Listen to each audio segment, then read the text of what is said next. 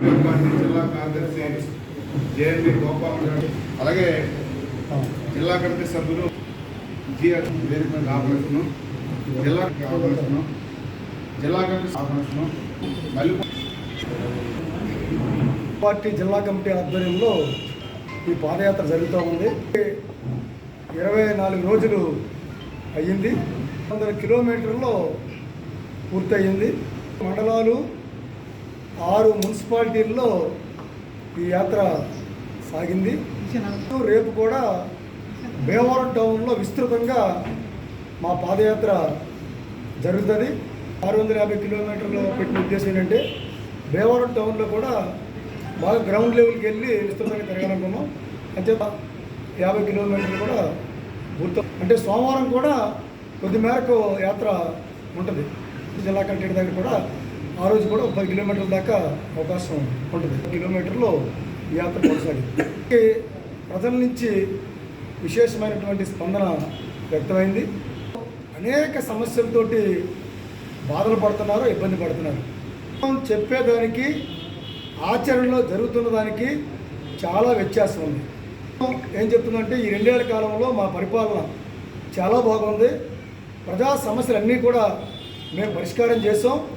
మాకు good governance అని చెప్పేసి వాళ్ళే చెప్పుకుంటూ ఉన్నారు. అంటే ఒక విద్యార్థి తనే పేపరు దిద్ది తనే మార్కులు వేసుకుని నేను ఫస్ట్ క్లాస్లో పాస్ అయ్యానని చెప్పేసి చెప్పిన విధంగానే ప్రభుత్వం తీరు ఉంది. చెప్పాలంటే పాస్ మార్కులు కాదు, ఇవాళ ఫెయిల్ మార్కులే ప్రభుత్వానికి వస్తూ ఉన్నాయి.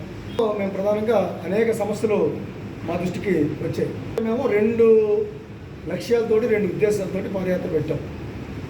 ఒకటి, ఎవరైతే గెలిచారో అధికారులకు వచ్చారో వాళ్ళు ప్రజా సమస్యల్ని పట్టించుకోవడం అన్నది, ఓడిపోయిన వారు ప్రజా సమస్యల్ని వాళ్ళు ఎక్కడ కూడా పట్టించుకుని ప్రజలకు వచ్చే పని వాళ్ళు చేయట్లేదు.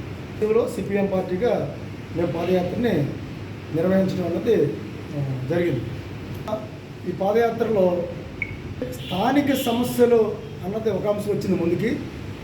రెండోది, ప్రభుత్వం ఇచ్చిన వాగ్దానాలు అమలు చేయకపోవడం వల్ల వాటిని అమలు చేయమని కోరడం అనేది 2 అంశాలు మాకు ముందుకి వచ్చాయి. వీళ్ళు ఉత్సవ విగ్రహాలుగా మారిపోయి దగ్గర నిధులు లేవు, విధులు లేవు.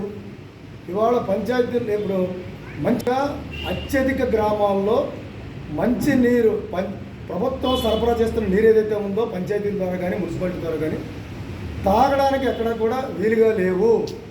వాడుకోవడానికి మాత్రమే పనిచేస్తున్నాయి. కార్మికుడిగా పనిచేసుకుని చిన్న చిన్న వృత్తులు చేసుకుని మేము మంచినీళ్ళు ఏ రకంగా కొనుక్కు తాగగలమని ప్రజలు ప్రశ్నిస్తూ ఉన్నారు. 700 రూపాయల నుంచి 1000-1200 రూపాయల దాకా మంచినీటికి ఖర్చు పెట్టే పరిస్థితి జిల్లాలో ఉంది. వ్యవస్థ అనేది కూడా అంటే గ్రామాల్లో పరిస్థితి కానీ గ్రామాల్లో ఉన్న పరిస్థితి ఎలా ఉందంటే అధ్వానంగా ఉంది, దారుణంగా ఉంది. పడకేసింది గ్రామాల్లో. నీటి సమస్య ఇబ్బందిగా ఉంది. వ్యవస్థ ఎక్కడ కూడా బాగోలేదు. విపరీతంగా పెరిగిపోయి ప్రజలు నిద్ర కరువని చెప్పారు. అయితే జ్వరాలతో బాధపడుతున్నామని ప్రజలు చెప్పారు. దళిత వాడల్లో రోడ్లు చాలా అధ్వానంగా ఉన్నాయి. మేము పాలకోడూరు మండలం కొనసాగింది. గరగపూర్ నుంచి అటు ఏదైతే మహదేవపట్నం వెళ్ళే రూట్ ఉందో సేరేగూడెం కానీ మహదేవపట్నంలో సంబంధించి కానీ ఉప్పరగూడెం నుంచి మహదేవపట్నం వస్తున్నటువంటి కానీ అంటే స్పెసిఫిక్గా 1-2 కానీ జిల్లా ఏంటంటే ఈ జిల్లాలో తీవ్ర సమస్యలు ఎదుర్కొంటారు. వాడల్లో నీటికి మొక్కవసం అని చెప్పారు. వాళ్ళు చెప్పిన వారు ఉన్నారు. స్థలం లేక ఇబ్బంది పడుతున్నామని చెప్తూనే ఒక భాగం కనీసం చనిపోయిన తర్వాత కూడా మాకు ఏదైతే అంత్యక్రియలు ఉంటాయో అంత్యక్రియలు కూడా గౌరవప్రదంగా జరిగే విధంగా పరిస్థితి లేదు. మాకు వ్యవసాయ భూములు ఉన్నాయి, ఆక్రమణకి గురయ్యాయి. ఒక బహిర్భూమి కింద పోస్ట్ యార్డ్ కింద మారిపోయాయి. కనీసం 1235 జీవో ప్రకారంగా దళిత వాడలకి శ్మశాన భూములకి కేటాయించమని చెప్పేసి కూడా మా ముందుకి ఇవాళ ఈ సమస్య వివక్షకు గురవుతున్నాయి.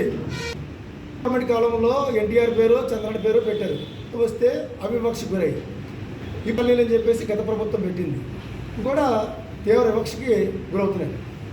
ఏ పేరు పెట్టినా అవన్నీ కూడా ప్రభుత్వ కాలనీలు. అక్కడ ఉండేది పార్టీలతో నిమిత్తం లేకుండా ప్రజలు ఉండేది. అంటే 20 మంది సిపిఎం పార్టీ జిల్లా నాయకులు, కార్యకర్తలు, కామ్రేడ్స్ ఉన్నారు.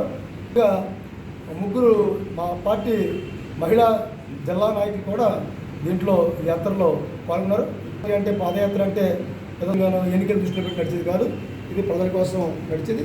ఆ రకంగా మేము అలాగే కళాకారులు 20 మంది కూడా కళాకారుల టీం కూడా ఒక 10 మంది వరకు బృందం కళాకారుల బృందం ఉంది. మొత్తంగా నడిచాం. విపరీతంగా జరిగింది.